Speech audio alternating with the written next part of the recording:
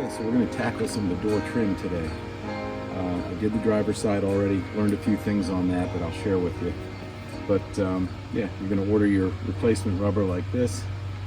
You're going to see you've got these pins here. They usually mark one to show where the top is. You're going to take the old deteriorated rubber off. And then one of the things that you definitely want to make sure you do is line these pins up with the new holes. And you'll probably find that there are excess pins in your replacement rubber, and I think that's just so that they could make these fit more, maybe more GM products. But if they don't fit, or if you don't need that pin or there's no hole for it, they just come out pretty easily. So a little less intimidated by doing this the second time. Did an amazing job over there. There was a ton of wind noise coming through. Now no water gets through at all, and it's much quieter up front in the cab. So I'm going to get started with this.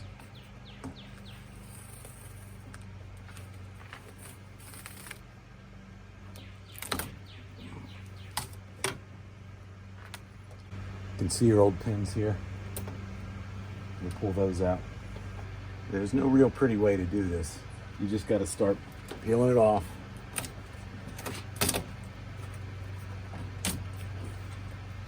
And that gives you an opportunity to also get in here, sand and primer any of the rusty areas, clean that all up before you get your new rubber on there. You can tell the areas that, like where this comes off pretty easy, that just means the adhesive's down in the channel. There's enough to cover it, that's adequate.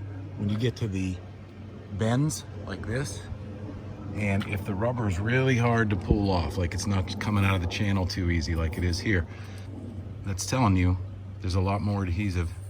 So when you're putting the new rubber on, just make sure you go ahead and slather that on there pretty good in these sections. That's where the most shear is going to be, right there. Just a note about the actual pins themselves. You can just grab pliers and, you know, pull them straight out. They don't always come out that easily, so this is why I'm telling you this. They actually are threaded a little bit. I found that if you can get a turn in, 1 or 2 turns in on them like that, they're much looser and they should pop right out.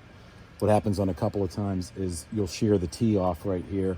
This will be stuck in there, and then unfortunately what you have to do is poke the little plastic tip back in. It's going to rattle around down here. So just be careful when you're pulling them out, and I suggest seeing if you can get a twist or 2 in before you just yank it straight out so you don't take the top off. There you go, much easier. Pretty clean. We'll scrape a little bit more of this out, but honestly, with that adhesive, that'll work. And just soapy water and a cloth, clean all this out. Any areas where you encountered some rust, like down here, I just ground all that. I'm gonna get that down a little bit more. I'll wipe that clean. We'll primer everything, and then we'll start getting that new rubber on. All right, so now that all the adhesive has been scraped off, we've got our new rubber on here. I've lined up the pins. There's a few that don't match, and that's okay. I'll just pull those out. But it's obvious to see where it's supposed to be hung because there's different sections where you might have a bunch close together. You can match those up to other places around the door frames. I wouldn't use anything but the 3M black adhesive. That's what the manufacturer called for, and they're not affiliated with 3M in any way, and it worked great on the other side.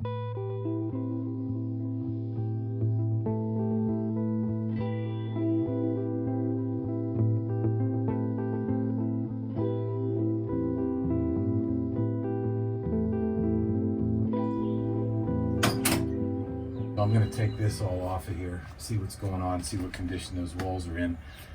And then I'm debating whether or not to go with a Havelock wool or just use the poly board that's cut, add another layer of that. And then I was thinking about putting a layer of Reflectix in front of everything. Or maybe using a product called Kill Mat that I've heard about, which is also similar to Reflectix but also deadens sound. I'm going to just keep yanking this stuff out of here. Here we go.